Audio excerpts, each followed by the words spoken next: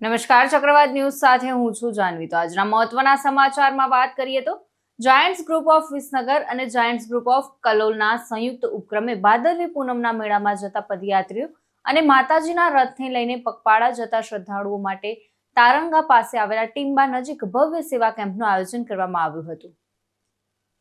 છેલ્લા 5 વર્ષથી ભાદરવી પૂનમના મેળામાં જતા પદયાત્રીઓ માટે વિસનગર અને કલોલના જાયન્ટ્સ ગ્રુપના સભ્યો દ્વારા સપરિવાર 5 દિવસ સુધી સતત 24 કલાક અમેરિકન મકાઈ અને લીંબુ શરબતની સેવા કરવામાં આવી હતી, જેમાં વિસનગર અને કલોલ જાયન્ટ્સ ગ્રુપના સભ્યોએ પોતાના પરિવાર સાથે સેવા કરી હતી અને આ સેવા કેમ્પમાં દાતાશ્રીઓ પણ ઉત્સાહપૂર્વક જોડાયા હતા અને ઉદાર સાથે હાથે સહકાર આપ્યો હતો। તો દર વર્ષે જાયન્ટ્સ ગ્રુપ દ્વારા આ જગ્યાએ સેવા કેમ્પનું આયોજન કરવામાં આવતા પદયાત્રીઓ પણ ગરમા ગરમ અમેરિકન મકાઈનો સ્વાદ માણવા માટે ઉમટી પડતા હોય છે। આખા રસ્તે ક્યાંય આવો ગરમા ગરમ અમેરિકન મકાઈનો સેવા કેમ્પ જોવા નથી મળતો અને સાથે સાથે લીંબુ શરબતની મજા કંઈક ઓર જ હોય છે। ત્યારે આ અંગે જાયન્ટ્સ ગ્રુપ ઓફ વિસનગરના પ્રમુખ શ્રી ધીરજભાઈએ માહિતી આપી હતી।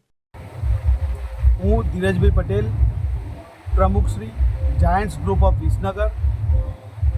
અમારું જાયન્ટ્સ ગ્રુપ ઓફ વિસનગર અને જાયન્ટ્સ ગ્રુપ ઓફ કલોલના સંયુક્ત ઉપક્રમે અમે અહીંયા સેવા કેમ્પ ચલાવીએ છીએ।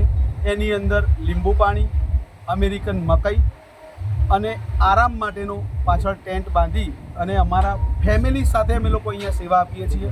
વિસનગર ગ્રુપમાં અમે લગભગ 60 મેમ્બર છીએ ટોટલ ફેમિલી સાથેના અને લગભગ છેલ્લા 5 વર્ષથી અમે આ સેવા આપી રહ્યા છીએ અને ખરેખર અમને બહુ આનંદ થાય છે અને સેવાના કેમ્પમાં અમને અમારા મિત્રોનો સપોર્ટ બી બહુ મળે છે।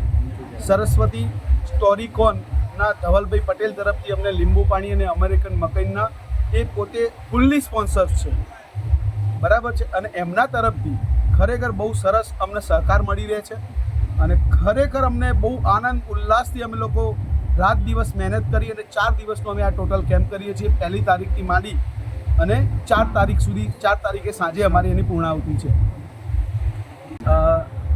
અમારો આ camp Giants group of Visnagar અને જાયન્ટ્સ ગ્રુપ ઓફ કલોલનો લીંબુ પાણી, અમેરિકન મકાઈ અને મેડિકલ રિલેટેડ સેવાઓ અમે આપીએ છીએ અને આ કેમ્પ અમારો ટીમ્બા 3 રસ્તાએ અમે કેમ્પ કરીએ છીએ, છેલ્લા 5 વર્ષથી કરીએ છીએ।